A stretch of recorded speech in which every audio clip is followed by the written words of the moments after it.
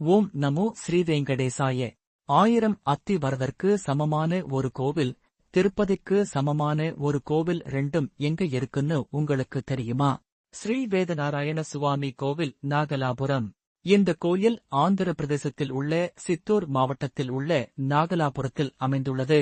காக்கும் கடவுளான திருமால் தர்மத்தை நிலை நாட்ட பல அவதாரங்கள் எடுத்திருப்பினும் அவற்றுள் வேதங்களைக் காத்த பெருமையினால் பெரிதும் போற்றப்படுவது மத்ஸ்ய ரூபத்தில் மீன் உருவம் எடுத்த அவதாரமே.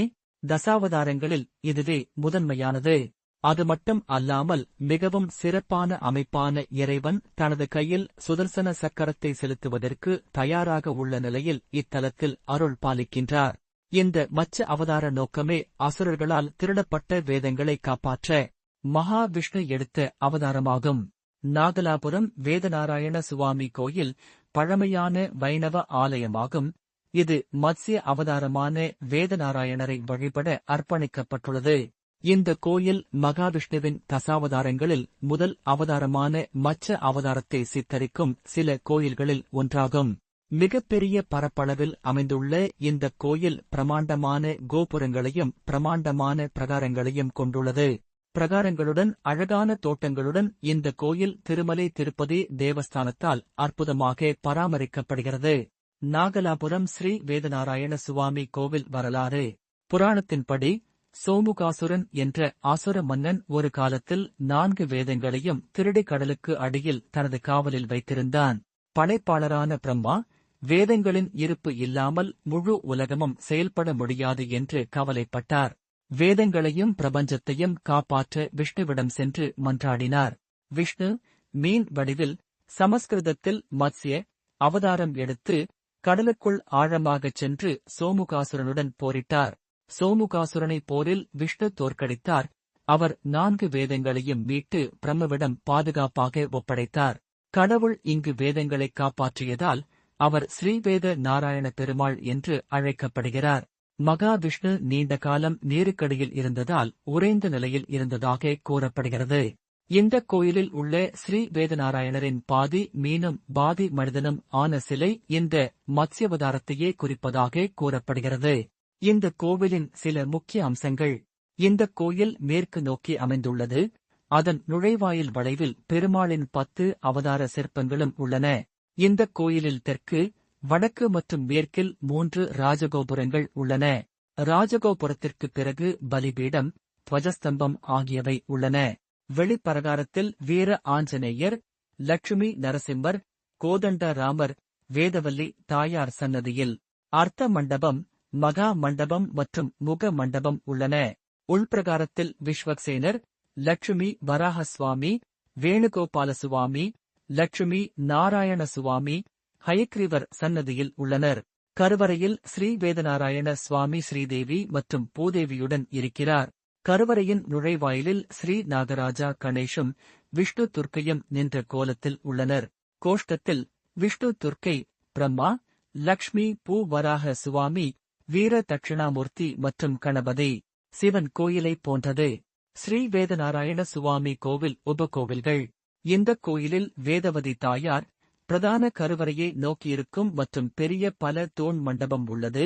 கோதண்ட ராம சுவாமி, லட்சுமி வராக சுவாமி, வேணுகோபால சுவாமி, லட்சுமி நாராயணன் மற்றும் ஸ்ரீ ஹயக்ரீவர் ஆகியோருக்கு அர்ப்பணிக்கப்பட்ட பல துணை சன்னதிகள் உள்ளன. கருவறையின் வெளிப்புறச் சுவரில் விக்னேஸ்வரர் மற்றும் பிற கடவுள்களின் சிற்பங்களும் உள்ளன. பிரதான நுழைவாயிலுக்குள் ஒரு கொடிமரம் உள்ளது. ஸ்ரீ வேதநாராயண சுவாமி கோவில் நாகலாபுரம் கட்டப்பட்ட கதை. ஸ்ரீவேத நாராயண சுவாமி கோயில் விஜயநகர பாணி கட்டிடக்கலைக்கு ஒரு சிறந்த எடுத்துக்காட்டு.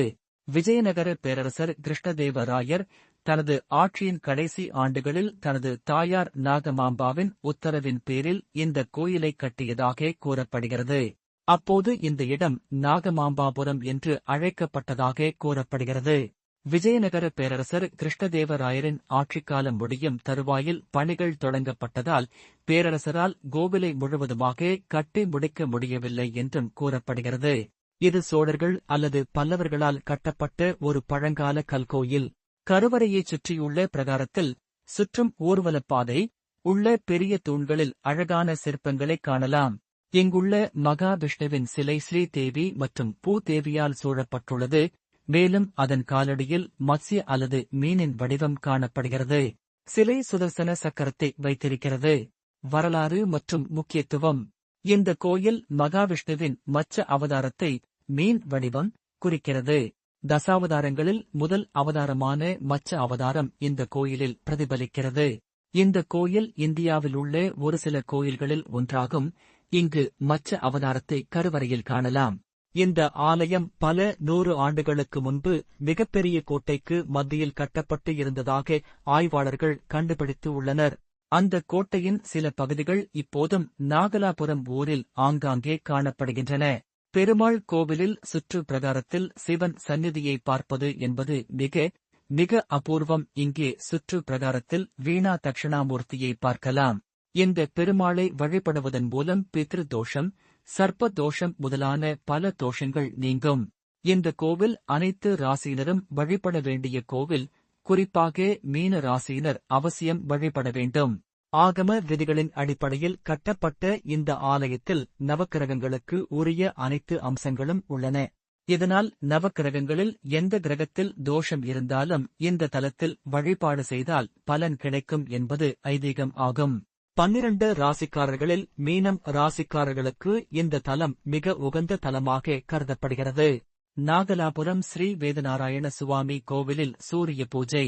சூரிய பூஜை உற்சவம் கோயிலின் முக்கியமான பண்டிகைகளில் ஒன்றாகும். இப்பண்டிகையின் போது சூரியனின் கதிர்கள் நேரடியாக சூரிய அஸ்தமனத்திற்கு முன் மாலை நேரத்தில் மேற்கு நோக்கி எதிர்கொள்ளும் கருவறையில் உள்ள தெய்வத்தின் மீது விழுகின்றன. ஒவ்வொரு ஆண்டும் சூரிய பூஜையின் போது சூரியன் பக்தர்களுக்கு ஒரு காட்சி விருந்தை வழங்குகிறார். இதை ஒரு வானியல் அதிசயம் என்று அழைத்தாலும் சரி, எதுவாக இருந்தாலும் சரி, ஆண்டுதோறும் தமிழ் மாத பங்குனியின் சுக்ல துவாதசி, திரையோதசி மற்றும் சதுர்தசி நாட்களில் நடைபெறும் கோயிலின் பிரம்மோற்சவத்தின் போது நடைபெறும் சூரிய பூஜை ஆகும். இது ஒவ்வொரு மார்ச் மாதத்தின் கடைசி வாரத்திலும் நடைபெறும். சூரிய கதிர்கள் கருவறையில் அமைந்துள்ள வேதநாராயண சுவாமியின் மூலவரை இந்த 3 நாட்களில் மட்டுமே தொடுகின்றன. சூரிய பூஜையின் 3 நாட்களில் மாலை 6 மணி முதல் 6:15 மணி வரை சூரியனின் கதிர்கள் பிரதான தெய்வத்தின் மீது விழுகின்றன. முதல் நாளில் சூரியனின் கதிர் பாதங்களிலும், 2வது நாள் மார்பிலும், 3வது நாள் இறைவனின் நெற்றியிலும் விழுகிறது.